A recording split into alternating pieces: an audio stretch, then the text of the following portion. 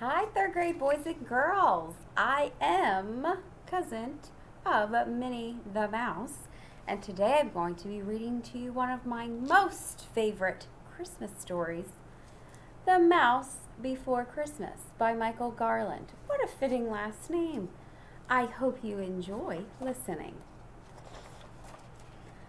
On the night before Christmas, there was a young mouse who was stirring and whirling all through the house. He longed to see Santa, that jolly old soul, so he'd stayed awake late and crept up from his hole. A little scary little mouse running around.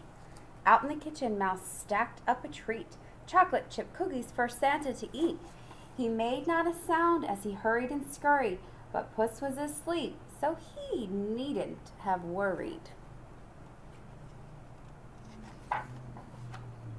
Now on to the fireplace, Mouse gave a sigh. Though the cookies were heavy, he held the plate high.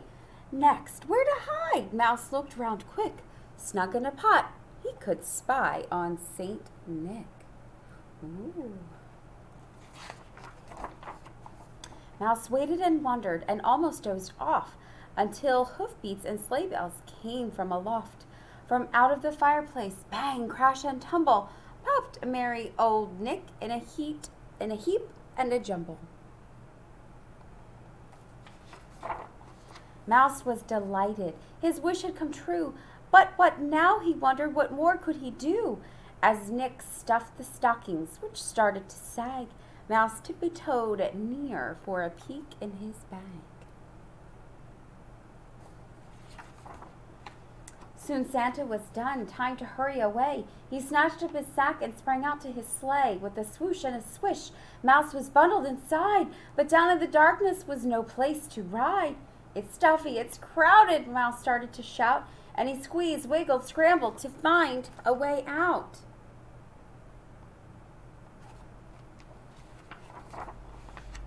He soon spied a place to poke his head free, then beheld all around him sights splendid to see.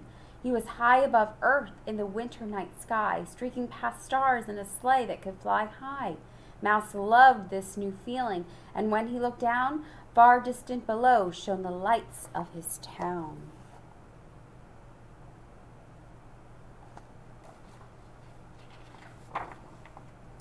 On to rooftops, down chimneys old Santa did race.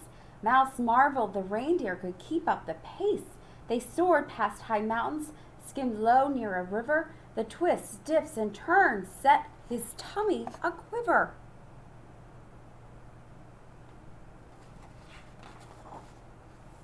Over bridges and castles and towers they flew. The rooftops of London gave Mouse a great view. Thrilling sights waited in each for a land. In blank, the windmills by moonlight looked grand. Any guesses where they have these windmills? Maybe where some clogs? If you said Holland, you're right. I wonder where they're going to go next. We've been to London. Now Holland. Wonder what is your guess? Mouse had never imagined a world so wide. He lost count of the wonders he'd seen on his ride, crossing cities and countries, over desert and sea, past the Sphinx and two towers and Miss Liberty. Look, the Sphinx. Does anyone know where that is? Maybe you could comment with your guess. This is the Leaning Tower of Pisa. And this beautiful Eiffel Tower, do you know where that is? And finally, we have Lady Liberty, and we all know her. She's in our United States of America, in New York. At the end of the night, at the very last house, Santa peeked in his sack. Why, what's that? A young mouse? Mouse was so startled, he feared he'd just squeak. But in Santa's kind gaze, he found he could speak.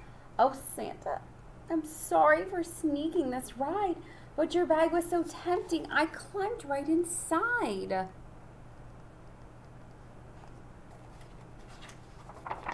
Santa just chuckled. Little friend, don't you worry. Hop on my hat. You'll be home in a hurry.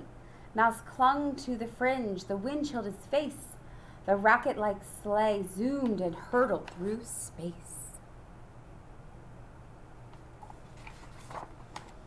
Back home safe and sound, there were presents for all. The one Mouse liked best was a hat marked size small. Then Santa crouched down till his beard touched the floor. The friends waved goodbye through the little front door. Oh, look at his little tiny mouse presents.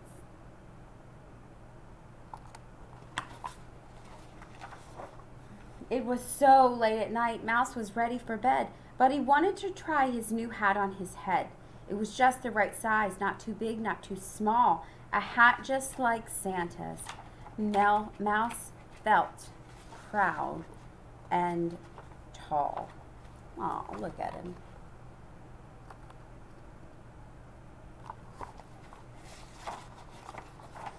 Mouse snuggled down, letting dreams fill his eyes, hearing words meant for him from a voice deep and wise.